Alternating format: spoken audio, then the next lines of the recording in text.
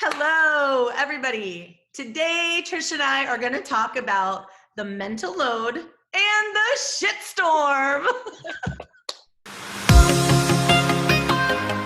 This looks good. It looks good. I like it. Trish, can you tell us what the hell a shitstorm is? Oh my goodness. Now I know that you are watching this and you are going, if you're a woman, you know what the shitstorm is, and you definitely know what the mental load is. And the mental load is the constant, and the shitstorm is what happens when you are finally at that peak of just everything is too much. You are completely overwhelmed. You are losing your mind. And either the shitstorm happens because you release all of that anger, frustration, anxiety, and everything that's built up from the mental load, or there is an external situation, and let's say an external manifestation of all Shit. of shit, literally. And we're gonna tell you about our own personal mental load and shitstorm stories. Thank you so much for being here. I am Linda Krause-Barnett, one of your soul guides. And I'm Patricia Rivera-Wolfson, your other soul guide. And the shitstorm for me was today. Actually, it started this weekend. And sorry, Blue, I'm outing you. It was Blueberry that literally it has been like. I was hoping it wasn't going to be you. Oh, it has been me, but that's another story. Diarrhea. Dude, that has totally happened, and that's a conversation for another day. But no, not in this case. In this case, it was Blueberry, and I won't go into all the details, but this weekend he had a very intense explosion in his crate, and I think it was his anxiety of being left alone. We're still getting him used to his crate when we're not here. And he literally was trying to poop outside of his crate, and then I guess was trying to get out of the crate to not be in the crate with the poop, and started pawing at it, I guess, and there was poop everywhere. It was God bless my husband who literally I grabbed Blueberry and put him in the shower and cleaned him while my husband cleaned the actual crate, Shitstorm. bed, the shitstorm. He had to deal with that, and I'm very. Okay, so now we know what a shitstorm is. That was that particular shitstorm, and it's literally felt like every day he's had an accident or something's happened with his poop. Today, he literally went and tasted some other dog's poop. He's never done that before, and I was like, "Are you kidding me?" And I'm wiping it with wipes, and cleaning his mouth as well as I could. And then I was like, I am so surrounded by shit over the last few days that I had to really sit down and think, what is the universe trying to tell me? And that's what I asked Lynn. I told her the entire story just before we got on. And I loved your answer, Linda. So do you want to share with our beautiful audience why you think that I had this, what you think the shitstorm represents? Yeah, of course. And so I'm not too keen. I don't have a vast knowledge of astral, Mercury Retrograde, all that. I'm not really versed, but I know in our conversation yesterday, Trish had said to me, "Oh, well, it's Mercury Retrograde, and one of the things that come up is a purging." And so as she was discussing herself being surrounded by shit, literally, and she's like, "What could this mean? What do you think the message is?" And I was like, well, is poop not a release, not a purge? It is, right? It's how we kind of clean out our system. It's how we get the toxins out of our body. It's how the things that our body doesn't need or want exit. And could that be your message, right? And so then it got us thinking, when you have a load in your body, literally, when you are oppressing a thought, when you are silencing your voice, when you are not living to the max, you're holding on to, you're constipating your load, you're holding it. And then what happens is all that toxicity and all that gunk is just staying locked, and it's just not doing its job of exiting. And so the purge is getting it out, however it comes out, but just being trusting enough and believing enough that if I release this, I'm gonna, what happens when you take a good shit, you feel great, you know? You And feel you take lighter.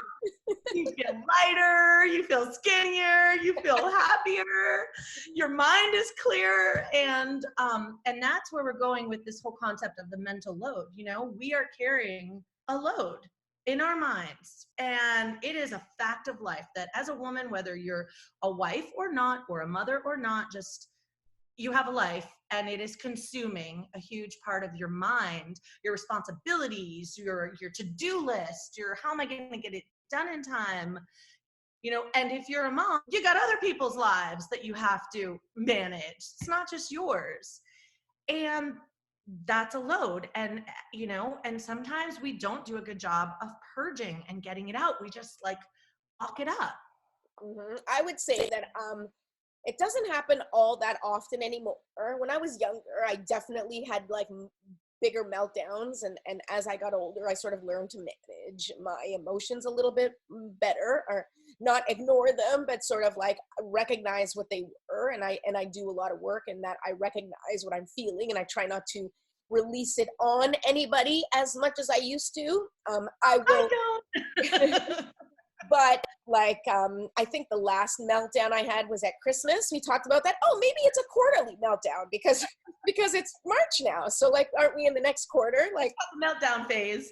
Yeah. So yesterday I had a bit of a meltdown just because I started to feel like so much was going on, and you know, we're trying to declutter, and I had to move. We repainted the house, and so as you probably see, like I have nothing on the walls, just like, you know, a couple of paintings here and there, pictures. So all those pictures were in my back room, and we needed to move them out of the back room because that's also where that's my healing room, and it's where I have my Reiki clients go. And so I had a client coming, and so I had to remove all of that, and it was literally like, okay, I need to organize the kitchen. I need to clean up the back room. I bring the dog downstairs with me, and then he takes a poop on my carpet in my healing room, which has been sacred space. And now I got to sage it, and I got to clear the room, and I'm losing my mind. Well, that was earlier today, but my meltdown yesterday was the anticipation of what was going to come today.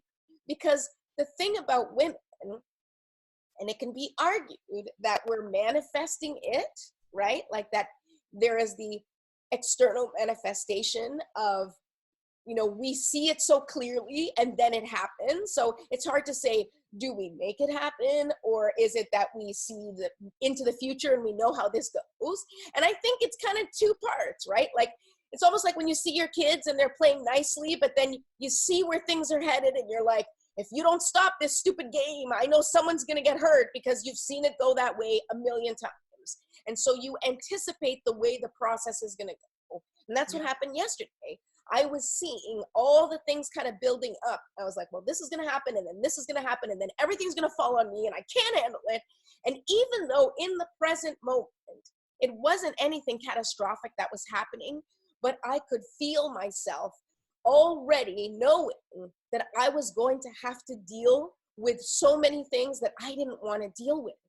And I think that that's what happens with the mental load with women, is that we're organizing things, and we're, you know, scheduling, you know, the sports or the extracurricular activities and the school stuff and the PTA meetings or whatever it is that's going on. And you're organizing like your husband's schedule or your spouse's schedule, your kid's schedule. You're trying to, your own schedule. If you're working, like what needs to get done for work, what needs to get done for the family, what needs to get done for the home, now what needs to get done for the dog. And it gets to a point where you're like, I can't, and then you have people like us saying, you need to take care of yourself and you need to put yourself first. And you're like, I don't even fall into the equation. Yep. And when you do take a break, you can't relax, because that break is stressful, because it's taking away from the time that you a million things you have to do. It's really hard. And I know for myself, and that's why it is a daily practice. And I don't have a daily practice. this. Like, I'm not going to sit here and pretend to you that I get up in the morning and I do yoga and breathing and all that shit. I would love to tell you that I journal and all that. I do have moments in my day that I try to take a deep breath and take a moment for myself. And there are certain things that I do. And yesterday I spent a shit ton of time outside because my dog wanted to go outside. And I went, you know what? I'm just going to sit here and watch him play. And that was my meditative time for yesterday. But I do understand, and I do fervently believe that it is essential to make yourself a priority. And we talked about it on the video 2 days ago, and we're going to talk about it again. Not only do you need to figure out a way to manage making yourself a part of things, but you need to set the boundaries for yourself and for everybody else in your life about what you can do, what you're willing to do, and what you're not, and how other people need to contribute. Because we are running ourselves into the ground. Things are not the way they used to be. I know growing up for me, I lived with my grandmother. So my mom went to work. And most of my friends and family had grandparents who either lived in the house or lived close by. And they would, take care of the kids. If their moms were not stay-at-home moms, the kids would normally stay with family. At least, growing up in a Portuguese neighborhood or around a lot of Portuguese and Italian people, we always had our family around. And so there was help. There was a different sense of community among, like when you were raising your family, everybody helped. I still have, family who does that. That wasn't the case for me.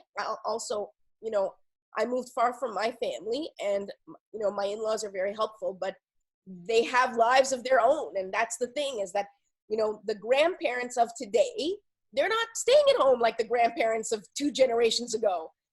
They are out and doing things and active. And I mean, thank goodness, that means I'm going to be active when I'm older too. But what that means is that we're not counting on them in the same way. We are doing things on our own. And there are so many more responsibilities. There is so much more pressure. And we are much more isolated. And so here we are as women taking on that burden, which is a heavier burden from a certain perspective, and we're doing it on our own. And then we're judging ourselves and each other when we fall apart and we feel like we can't handle it. But when you really think about what we're dealing with on a daily basis, I don't know how anybody's not walking around completely like falling apart. It's true. Like that maybe. Also, what has helped me tremendously is, my mental loads were like freaking goulash. Like a soup with so many ingredients. It's just like, I'm like, you're gonna have to explain that one. There's just everything. I literally, my mental load consisted of everything, all of it, the small things, the big things, the important things, the details, the non-details. It didn't matter. It was like, just constant, and it would just, and what I've worked on that has tremendously helped that mental load not feel so freaking detrimental is, I'm not good at organization. I'm not good at like neat and tidy, but sometimes you do things you're not really good at out of necessity. And one of the things that necessitated my attention was organizing my thoughts, prioritizing my thoughts. Yeah. So it's like, if I think about 200 freaking things today and only 10 of them are important, I am taking 190 thoughts and placing them, giving them such weight that I can't focus on the 10 most important things. Yes. And so one thing I've really worked on that has made a tremendous difference, and I encourage you, if you're like me, where you're all over the place and you're just putting everything in your shit bowl, this is your shit bowl, then you can say, listen, what is serving me right now? Right now, what is the top, what can you handle? Top 3, top 5, top 10?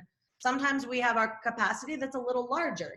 If right now you can only handle like 3 things, then pick the 3 things. Yeah. Because unless somebody's dying or hurt, the rest of what your thoughts that aren't priority, that aren't important, that aren't serving your immediate needs can wait. And if you can't, if you know you're spinning and you're overwhelmed, then pick 3 and say, you know what, right now, here's the 3 I can handle. And everything else will wait. You know, maybe the dishes don't get done.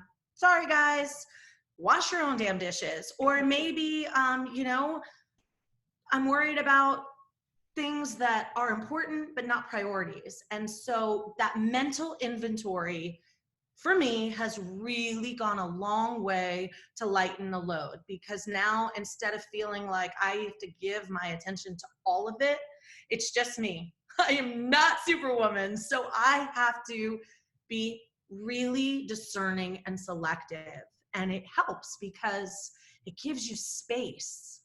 Yes, I totally agree. And it definitely helps me, and that's normally how, like, I'll have my, and that is a form of self-care. Yes, yes, it is. And that's what helps me. Like, I'll, you know, sometimes you have to have that shitstorm. You have to have that release, whether it's like releasing emotionally and just having that explosion, you know, and hopefully it's not in a hurtful way to the people around you. But, you know, sometimes I'll, like, you know, unleash on my husband and my children, and then I immediately apologize and be like, I just needed to get that out. I'm feeling pressure. I'm sorry. Here's what I need you to do to help me. You know, here's what I need you to do to help our home. And everybody, like, will step to it. And it's important for us to allow ourselves to release, or, you know, have the cathartic release when we need to, and also get back on track. And that is absolutely what Linda said. What I do is I'll be like, okay, what do I absolutely need to get done right now? Like, what is my priority? And I will do my priority, and everything else, I will release it and be like, I will deal with that later. And that is a practice in itself. That is compassion and grace, as we talked about earlier this week, and that is self-care. Like, I'm not going to beat myself up for not having all the things done, because these 3 are the most important things, and I just need to focus on that. It's just like your kids have, you know, get assigned a ton of homework, and they have, you know, a test and a project and a this and a that, and you sit down with them and you say, okay, what do you need to do for tomorrow? And let's set up the schedule so that you can work your whole week so that you feel prepared. I can easily do that for my kids. And sometimes I need reminders from, like, my good friend Linda. And don't be afraid to, you know, we hold on to expectations. Like, if sometimes a manicure makes me feel really beautiful, but I don't have time, I don't have money, I can't. It's just like not going to work. You know, so I do done one in ages. I paint my nails like a 3-year-old, which is why I don't do it very often. It literally looks like I either was blindfolded or had a child do it, because that's my artistic ability. But the thing is, I really, you know, if it makes you feel good to have your nails painted and you can't go to the salon, stop expecting things to be the way, you know, stop locking yourself into an expected outcome. Paint your own nails. You know, great. Now my nails are painted. It took 5 minutes. It looks like crap. And if anyone asks, I'll tell them it's the best I could do with what I had at the moment. No one's really looking at your nails. But and no one is going to ask. No one cares. Like, we care. We care. But nobody else cares. Like, give yourself what you can, what's available, and be okay to, like, purge, let go, release, shit it out, and lighten your load. And I think we should conclude on that note. I like that. So, you know, there you go. There's your advice for today. Take a load off. We hope you enjoyed today. Hopefully if anybody out there is constipated, this video has helped. Maybe listening to us talk about it will help you release whatever. We should end with some shit sound healing. Do you know that they have sound for constipation? Well, it's not that they have sound for constipation. Yes, they have. If you listen to it, sound for constipation sounds like this. What's the sound for diarrhea?